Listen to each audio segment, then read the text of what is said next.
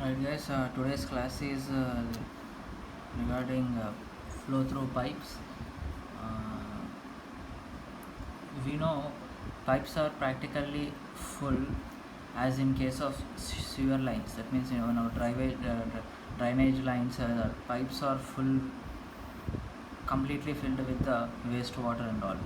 So the pressure inside the pipe is same and equal to the atmospheric pressure. That means inside the drainage pipes, as the pipes are completely full in case, the pressure inside the pipe should be equal to the atmospheric pressure. Then flow of liquid in the pipe is not under pressure. That means if you maintain both pressure equal, that means inside the pipe pressure and the atmospheric pressure is equal, then the flow is not under the pressure. This is meant as open channels. But if you are not having equal pressure inside the pipe and the outside pipe, that means atmospheric pressure, there happens some energy losses inside the pipes. So due to those energy losses, the efficiency of the pipes will reduce. That means there will be an impact on the pipes due to that pressure differences. Now these energy losses are now divided into two types: major energy losses and minor energy losses. Major energy losses are basically due to friction.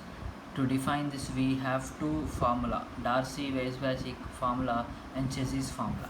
Whereas these major losses are mainly due to sudden expansion of the pipe.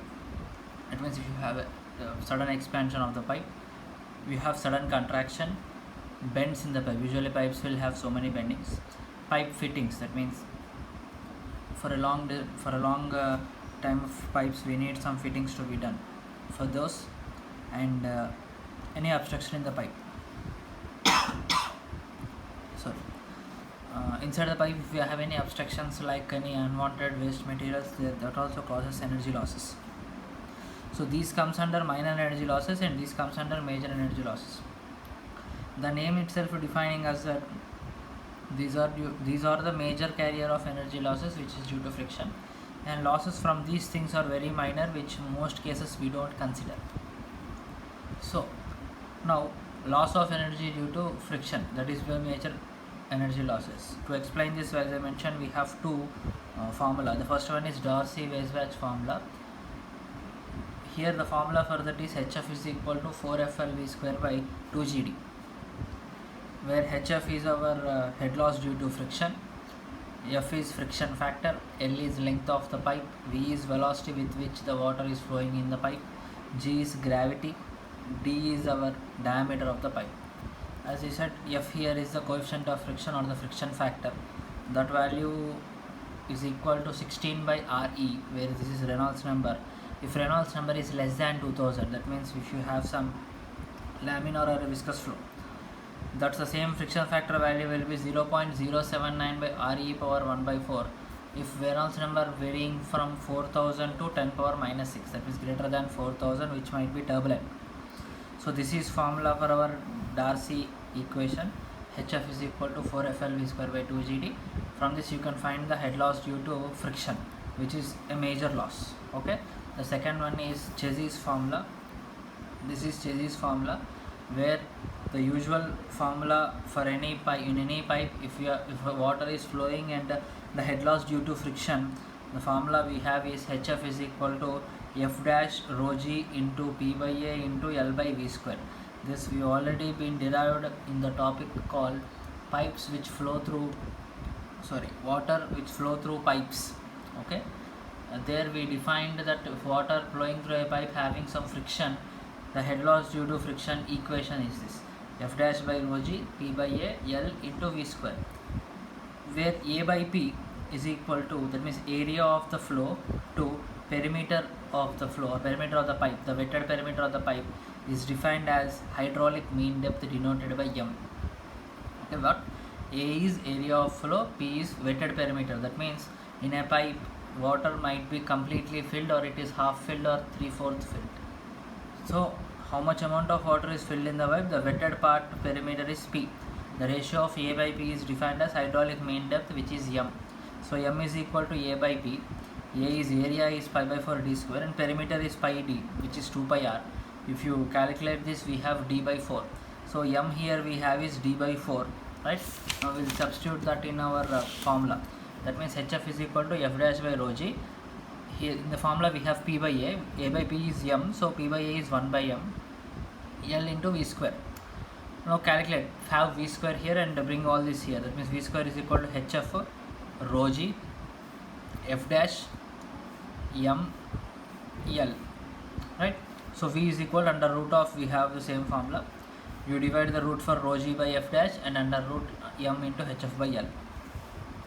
Now this rho g by F dash is defined as our Chassis constant. Rho g by F dash is defined as Chassis constant, which is C. So C is equal to under root of rho g by F dash. M is written as M. Now this HF by L is I. I is equal to HF by L. So now the Chassis formula is V is equal to C root under Mi, where C is our Chassis constant, which is under root of rho g by F dash. M is our mean depth, which is hydraulic mean depth, which is our D by 4 value here we mentioned, and I is HF by L, where HF is head loss due to friction and L is length of the pipe. Okay, these are two equations which define the major losses of the body. Now we will see the minor energy losses. Major energy losses are due to friction, whereas minor energy losses are due to pipe bendings, expansion, contraction, and these minor energy losses happens due to a change in velocity in magnitude and direction. That means if you have expansion of the pipe, the velocity will changes. If you have the contraction, sudden contraction, the velocity changes. If you have some pipe bending, that means pipe is going like this and you have some change in the direction of pipe, you will have some velocity changes. So minor losses are due to change in velocity in magnitude and direction. Okay. So in case of a long pipe, these losses are neglected. That means if any problem in any condition, if the pipes are very long, that means taken in order of greater than 10 meters, you don't consider minor losses. You only consider major losses there. So for only short pipes, you consider minor losses. So for sake of short pipes, we will see what are these minor losses are. Loss of head due to sudden enlargement. That means the pipe is having a diameter of D1 or some D. You have a sudden enlargement here. Due to this sudden enlargement, you will have change in velocity in both magnitude and direction, and these cause some minor losses. Now we will see what are the changes are.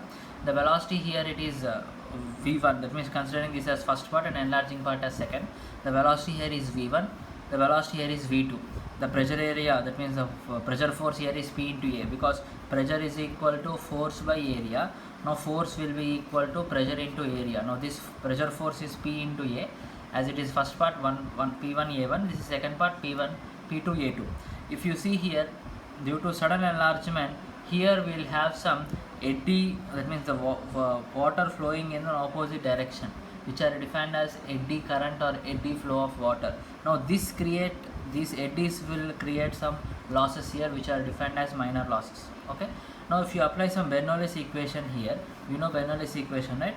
This is pressure head, this is kinetic head, and this is potential head, which always equal to constant. That means P1 by rho g, V1 square by 2g, Z1 for the first part is equal to P2 by rho g, V2 square by 2g, Z2, and we have some head loss due to friction, so we are writing it as some HE. As the pipe is horizontal, Z1 is equal to Z2, so we can cancel these two things.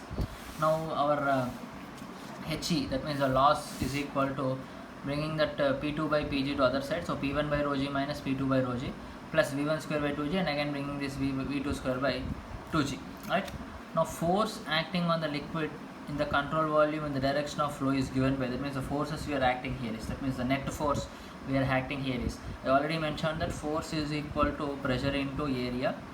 Now we have pressure at the first section, pressure at the second section, and you also have the eddies, which I mentioned you there in the diagram. So this is P1 by A1 as it is going in the direction, P2 by A2 as you have enlargement there, we written it as minus, and P dash is pressure due to eddies, and A2 minus A1 is, as A2 is having more area, we wrote it as A2 minus A1, right? But experimentally if you do this P dash, that is eddies pressure, is equal to P1, that means energy at the first part, so you can write it as P1. Now the equation will be P1A1 minus P2A2 plus, if this is P1 into A2 and P1 into A1, minus is minus. Right, now you can cancel this P1A1 and P1A1 as this is plus and minus. You will have P1A2 minus P2A1. Now A2, taking A2 as common, A2 is equal to P1 minus P2. I think you understood. A2 is equal to P1 minus P2. This is some equation 1 we have. Now change in momentum per second. The amount of momentum changing per second is equal to rho A V, which from the starting of the subject we know that rho A V. So for second section it is rho A V2 square. For first section it is rho A V1 square. So rho A V2 square. And for A1 we can write A2 V2 by V1. How? We know continuity equation, right, which is A1 V1 is equal to A2 V2. Now A1 is equal to A2 by V1. So here in the form of A1 we are writing A2 V2 by V1 into V1 square. Here we have rho A2 V square. Here you having rho A2 V2 by V1 into V1 square. This V1 cancel. Here you have a V1. This V2 cancel. Here you have some V2. Okay. Now you simplify this. You will have rho A2 V2 square minus V1 V2. That means bringing this here. You will have a minus point. Taking rho A2 common, you will have V2 square minus V1 A2. This is equation 2. Now what actually happens is the pressure force should be equal to the change in momentum here. Then only the pipe will have minimum losses. If these both are not equal, you will have major amount of losses. So equating both, that means A2 into P1 minus P2 and rho A2 into V2 square minus V1 V2. Calculating this, we will have P1 minus P2 by rho G is equal to V2 square minus V1 by G. That means you cancelled this A2 part. You brought this rho here, divided both sides with G. You have this equation. Now HE is equal to, in the form of, if you see here, you have P1 minus P2 by rho G. This is also P1 minus P2 by rho G. So here what we can write now here is HE is equal to, in the form of P1 minus P2 by rho G, you can write this. So that will be V2 square minus V1 V2 by G plus the remaining part here, V1 square by 2G minus V2 square by 2G. You have a simple LCM here. LCM is 2G. Here you have 2 because it is G. 2 into V2 square, 2 into V1 V2. This is 2G. So it is simply V1 square, V2 square. To simplify it, we have V2 square plus V1 square minus 2 V1 by 2G. If you see this is A minus B whole square, because A plus B into A minus B. A square plus B square minus 2AB. So HE is equal to V1 square minus V2 square by 2G. Now this is a minor loss which happens due to sudden enlargement. Okay. The same thing now we will see for sudden contraction. The the area here is suddenly contracted. This is the first form. This is second one. Here the pressure force is P1A1. Here the pressure force is P2A2. Here again the same thing. Here also have some eddies which will create the losses here. Now if you see, as liquid flows from layer to larger to smaller pipe, the area of flow on decreasing and becomes minimum at CC. That means the flow is decreasing and which will become at minimum at CC. This is the point, and this CC is known as vena contracta.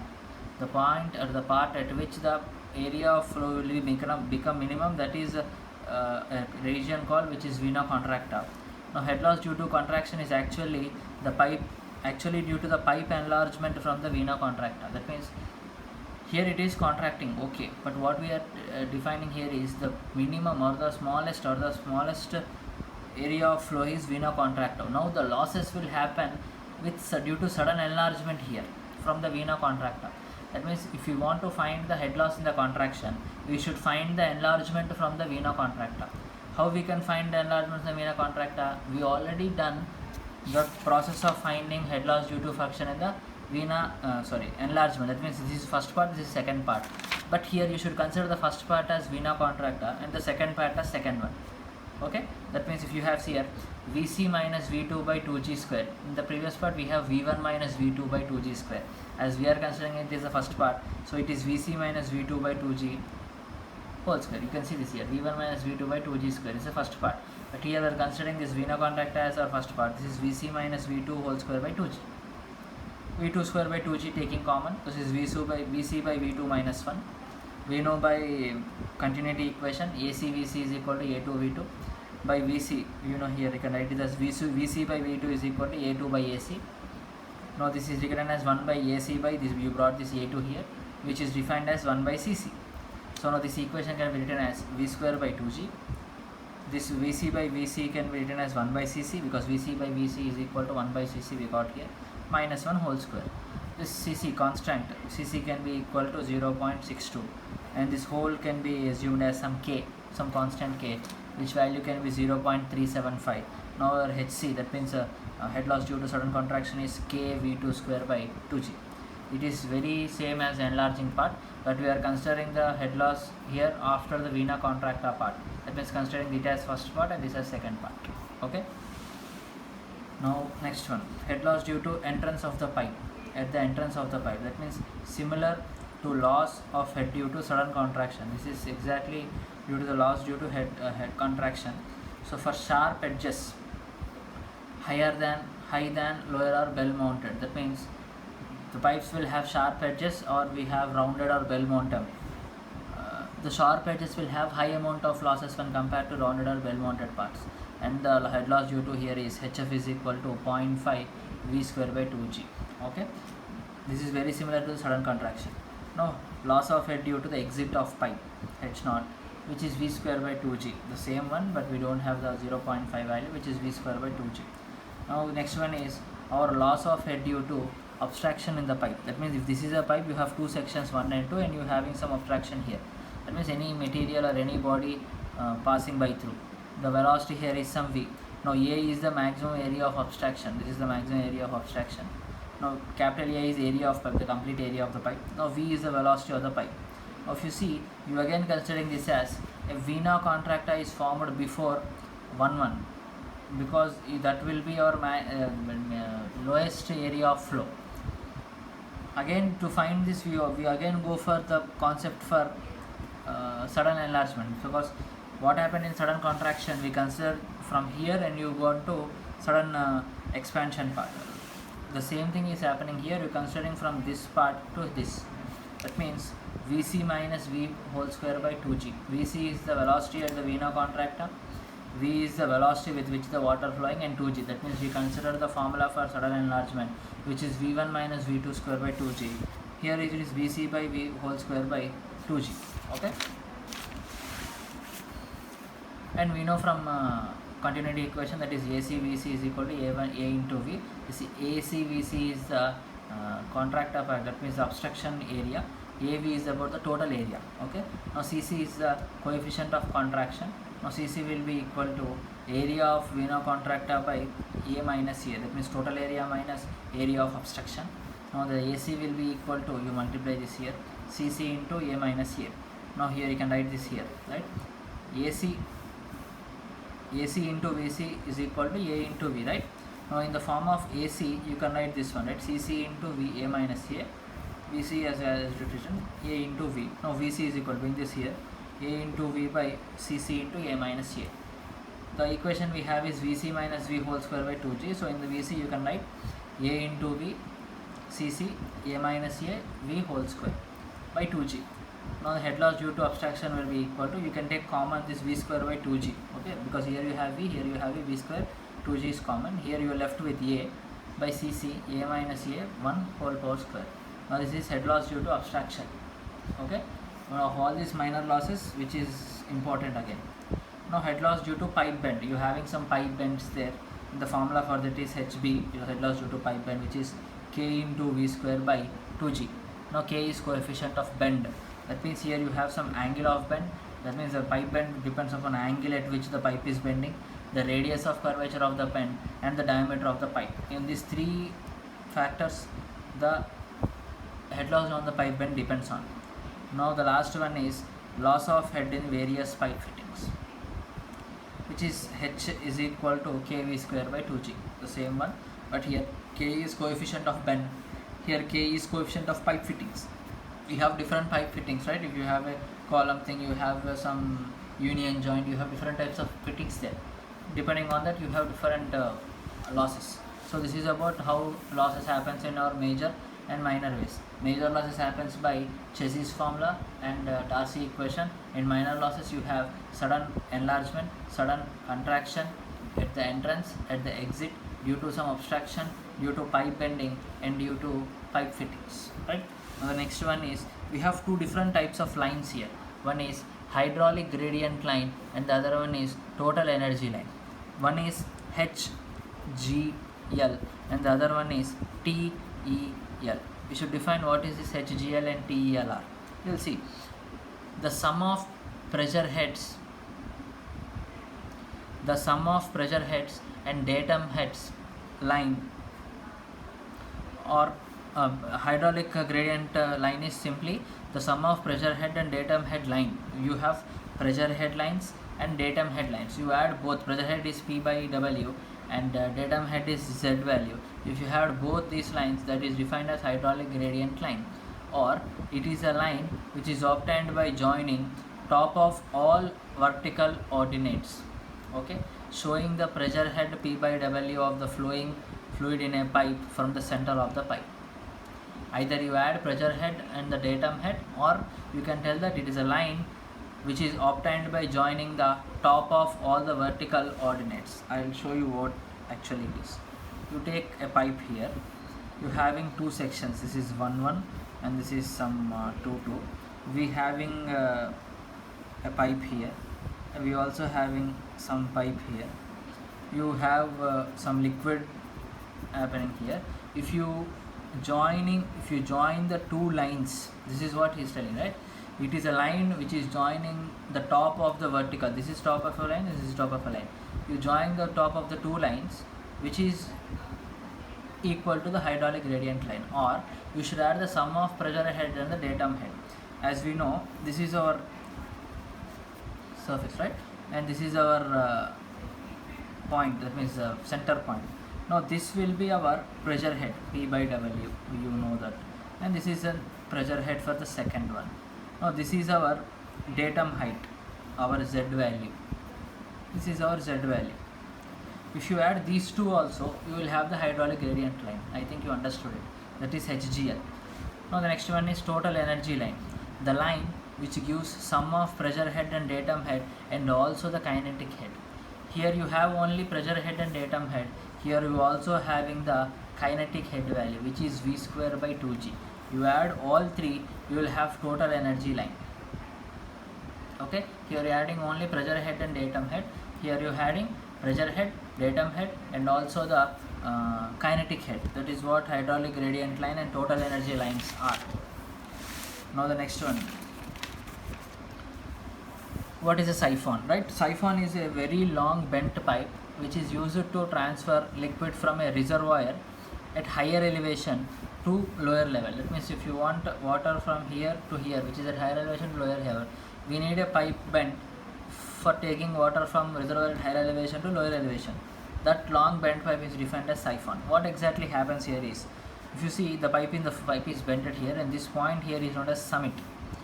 What happens is, water actually flows in a pipe by pressure difference. That means water always flow from high pressure to low pressure. What we are doing is, we will create high pressure here, so here you will have some low pressure. That means water can't go by itself to upwards. Once the water is here, it can easily go downwards because due to its gravity. But bringing the water from here to here is difficult task. How we can do is, you will maintain a pressure here which is less than 1 atmosphere. Here the pressure will be very high, obviously, by any means. If you maintain the pressure here by less than 1 atmosphere, obviously the water will flow from this point A to C due to pressure difference. And now this point where you maintain the pressure less than 1 meter is known as summit. And there C is equal to minus 10.3 meters of water, but in actual practice it is minus 7.6 water of water. Okay, that is what siphon meant is. It is a long bent pipe which is used to bring the water from the reservoir which is higher elevation to the reservoir which is at lower elevation. Okay, now if you go for equivalent pipes, that means pipes, we have too many pipes. For an example, we having 3 or any pipes. The total H will be, if you taking our Darcy equation, which is 4FLV square by 2GD for the first one, for the second one, and for the third one. Because as the pipes are all of same, you will have the friction factor same, which is F1, F2, F3 is equal to F. In the same way, that as the pipes are equivalent to each other, the continuity equation will be A1V1 is equal to A2V2 is equal to A2V3. That is pi by 4 D1 square, pi by 4 D2 square, pi by 4 D3 square. From here, you can write V1, V2, V3 as V1 is equal to 4 Q. This is Q, right? You can write this as Q. This is also Q. So this is also Q. For the V1, you can write it is 4Q by pi D1 square. For V2, it is 4Q by pi D2 square. For V3, it is 4Q by pi D3 square. So now H is equal to, substitute our V value here, because 4FL V square, right? V is equal to 4Q by pi D1 square, V2 is 4Q by pi D2 square, which is 4 pi D3 square. 4 is 16, right? You can take common here is 4F is common, again 2G is our common, and pi square is common, and 16 is common. If you see 4F Q square, 4 square is 16, pi square by 2G. Here you are left with L1 by D1 power 5, because you have D1 square 4, this is 5. The same way L2 by D2 5, L3 by D3 5. Okay. So now H is equal to, which is H is 4FL V square by 2GD. Here also you have we can write V as again 4Q by pi D square. So you have here L by D power 5. The same way how we write here. If you take common here and you cancel this, you have L by D power 5 is equal to L1 by D power 5, L2 by D power 5, L3 by D3 power 5. Okay, this is what equivalent pipes are. Now if you connect pipes in parallel, you have Q is equal to Qn plus P2, because in parallel pipe you will have increase in your discharge, so Q will be equal to Q1 plus Q2. Okay, that is what flow through parallel pipes and equivalent pipe. Now we'll see how much power is getting transmitted through the pipe. Here the power transmission depends upon weight of the liquid, total head available at the end of the pipe, and head available at the outlet. Okay, now weight of the liquid and total head available at the end of the pipe. Now the head available at the outlet, that means after the process completion, how we can get is the total head by head loss due to friction. It is obvious, right? The total head minus head loss due to friction. That means if you have the amount of money which we are left with after going for shopping is the total money we have minus the money we spent there. That is simple thing. So H minus HF, that is our head available at the outlet. Now you know H is equal, HF is 4FL V square by 2GD. The weight of water flowing per second can be written as rho g into volume of water. So rho g into volume of water can be A into V, which is A into velocity. So rho g, A is pi by 4 D square, is velocity is V. Now power is equal to weight into head of outlet. Okay, weight is equal to this rho g pi by 4 D square into V into head outlet is H minus 4FL V square by 2GD. Now efficiency can be written as power output by anywhere efficiency is output by input. Power output is W into H minus HF. Power supplied is W into H. So W cancel, which is H minus HF by H. The maximum efficiency which you can have here is at H by 3 at a percentage of 66.7%. So this is a brief explanation of what happens in a flow through pipes where you have losses like major and minor losses.